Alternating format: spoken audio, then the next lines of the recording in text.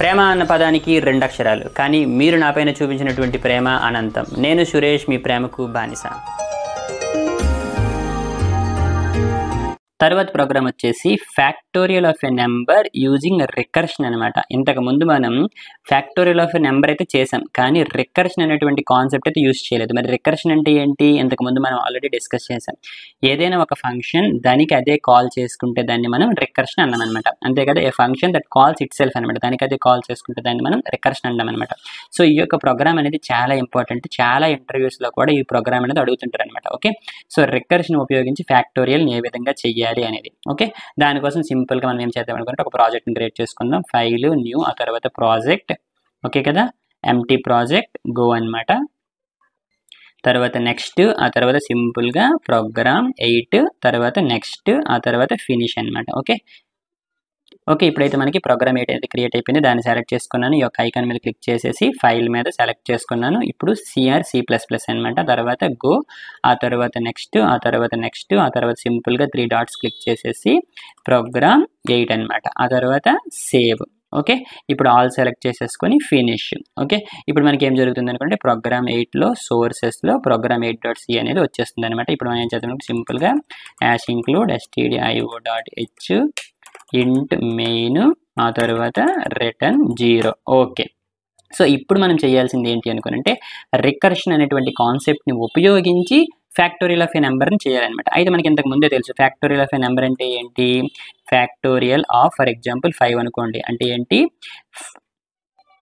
5, ఆ తర్వాత ఇంటూ 4, ఆ తర్వాత ఇంటూ 3, ఆ తర్వాత ఇంటూ 2, ఆ తర్వాత ఇంటూ 1 అనమాట. అంటే ఏమీ లేదు.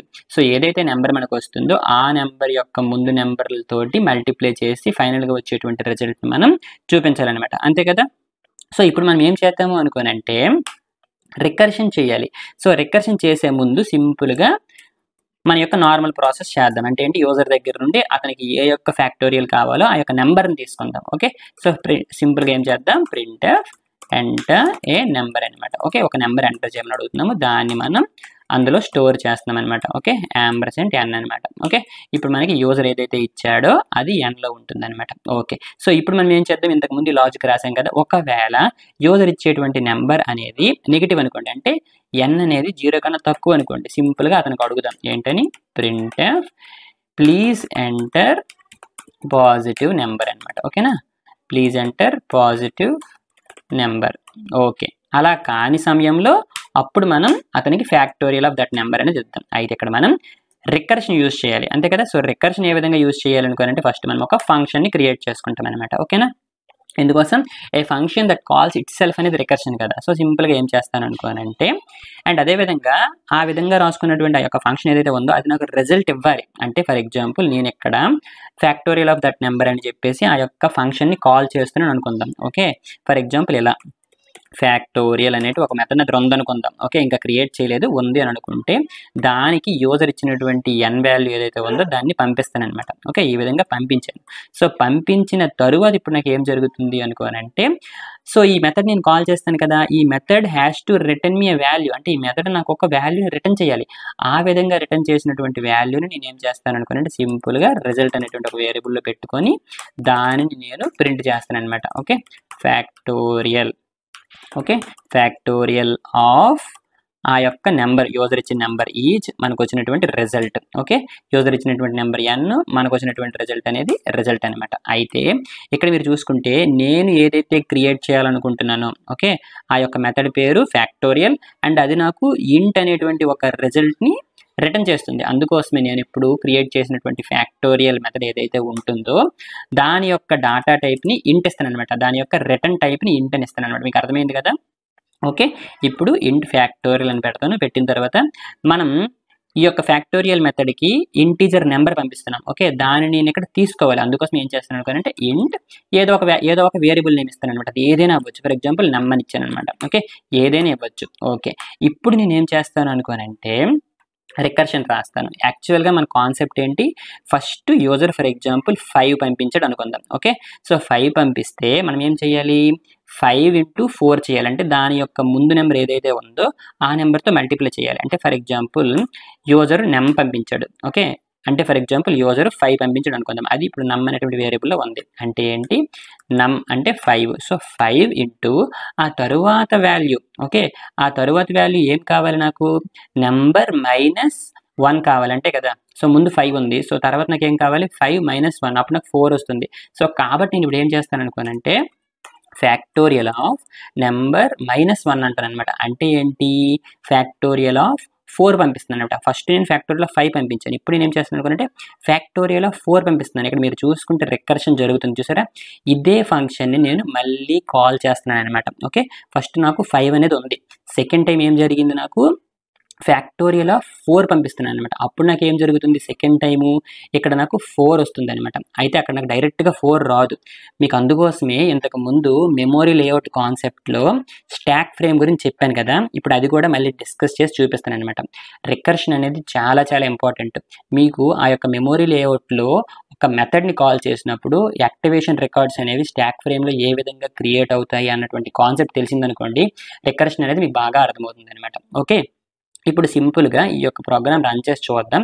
ఆ తర్వాత నిజానికి ఇది ఏ విధంగా వర్క్ అయ్యింది అనేది మీకు చెప్తాననమాట. ఓకే. ఇప్పుడు మనం ఏం చేద్దాం అనుకోనంటే సింపుల్‌గా దీన్ని రిటర్న్ చేద్దాం. అయితే ఇప్పుడేంటి అనుకోనంటే డైరెక్ట్‌గా ఈ విధంగా రిటర్న్ చేయడానికి అవ్వదనమాట. ఓకే. ఎందుకోసం అవ్వదు అనేది ఇప్పుడు మీకు చేసి చూపిస్తాను. ఓకే. ఇప్పుడు మనకి దీని యొక్క లాజిక్ అసలు నిజానికి ఇక్కడ ఏమి జరిగింది అనేది ఒక్కసారి మనం ఆలోచిద్దాం. ఓకే. అసలు ఏం జరుగుతుంది అనుకోనంటే ఫస్టు ఇక్కడ చూసుకుంటే ఫస్ట్ మనం ఫ్యాక్టోరియల్ ఆఫ్ 5 అనేది కాల్ చేసాం. అంతే కదా! So, first for example F అనుకుంటున్నాను. సో, ఫ్యాక్టోరియల్ ఆఫ్ 5 అనేది కాల్ చేసాం. ఓకే. సో, 5 అనేది కాల్ చేసిన తర్వాత ఫర్ ఎగ్జాంపుల్ ఇక్కడ మనకి ఇంట్ ఓకే.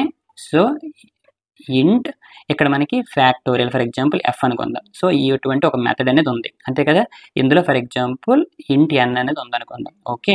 సో, ఇది మన యొక్క ఫంక్షన్ అని అనుకుందాం. ఓకే. ఇప్పుడు నిజానికి ఏం జరుగుతుంది అనుకున్నట్టు మనకి ఒక యాక్టివేషన్ రికార్డ్ అనేది క్రియేట్ అవుతుంది. అంతే కదా! ఇది మన యొక్క స్టాక్ ఫ్రేమ్. ఓకే. ఇది మన యొక్క స్టాక్. ఇంతకుముందు మీకు మెమరీ లేఅవుట్‌లో చెప్పాను. ఇది మనకి ఒక స్టాక్ అనమాట. ఇప్పుడేం జరుగుతుంది అనుకోనంటే ఎప్పుడైతే ఇక్కడ మీరు చూసారా ఫస్ట్ టైమ్ ఎప్పుడైతే ఫ్యాక్టోరియల్ ఆఫ్ 1 అనేది కాల్ అయ్యిందో ఎప్పుడైతే ఫ్యాక్టోరియల్ ఆఫ్ 5 అనేది కాల్ అయిందో ఫస్ట్ టైమ్ ఓకే. ఈ యొక్క మెథడ్ అనేది కాల్ అయింది. ఎప్పుడైతే ఈ యొక్క మెథడ్ అనేది కాల్ అవుతుందో మన యొక్క స్టాక్ ఫ్రేమ్‌లో యాక్టివేషన్ రికార్డ్‌లో ఒక మెథడ్ అనేది యాడ్ అవుతుందనమాట ఇలా. ఏంటని ఫ్యాక్టోరియల్ అని చెప్పేసి ఓకే. సో, ఫ్యాక్టోరియల్ అని చెప్పేసి ఒక మెథడ్ వస్తుంది.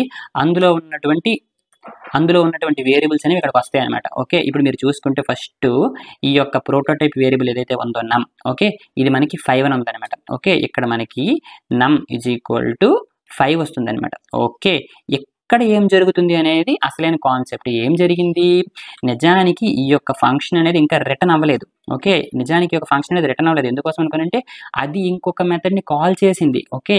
ఇది రిటర్న్ అవ్వకముందు ఈ యొక్క ఫంక్షన్ దేన్నైతే రిటర్న్ చేస్తుందో దానికోసం ఇది వెయిట్ చేస్తుందనమాట. ఓకే. కాబట్టి ఫస్ట్ టైము ఈ యొక్క మెథడ్ అనేది స్టాక్ నుండి బయటికి వెళ్ళదనమాట. ఇప్పుడు ఏం జరుగుతుంది అనుకోనంటే ఈ యొక్క నంబర్‌లో 5 ఉంది. ఓకే. ఇప్పుడు ఈ యొక్క ఫ్యాక్టోరియల్ అనేటువంటి మెథడ్ మళ్ళీ కాల్ అయింది. అంటే ఏం జరుగుతుంది అనుకునంటే మన యొక్క స్టాక్ ఫ్రేమ్‌లో ఇంకొక యాక్టివేషన్ రికార్డ్ అనేది క్రియేట్ అవుతుందనమాట. ఓకే. ఇప్పుడు మీరు చూసుకుంటే ఈ యొక్క మెమరీ స్టాక్‌లో ఇంకొక ఫ్యాక్టోరియల్ అనేటువంటి మెథడ్ అనేది క్రియేట్ అవుతుందనమాట. అప్పుడు మనకేం జరుగుతుంది? మనం ఇప్పుడు ఏం పంపించాము? 5 - 1 అంటే ఇప్పుడు నమ్ అనేటువంటి వేరియబుల్‌లో 4 ఉంది. అంటే ఇక్కడ మనకి నమ్ అనేటువంటి వేరియబుల్‌లో ఎంత ఉంటుంది? 4 ఉంటుందనమాట. అయితే ఇప్పుడు కూడా ఇది రిటర్న్ అవ్వలేదు. ఓకే. ఏం జరిగింది?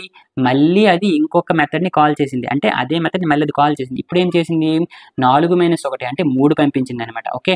ఆ విధంగా నెక్స్ట్ టైమ్ మళ్ళీ యాక్టివేషన్ రికార్డ్‌లోకి ఫ్యాక్టోరియల్ అనేటువంటి మెథడ్ వస్తుందనమాట. సో, ఈసారి ఏమవుతుంది?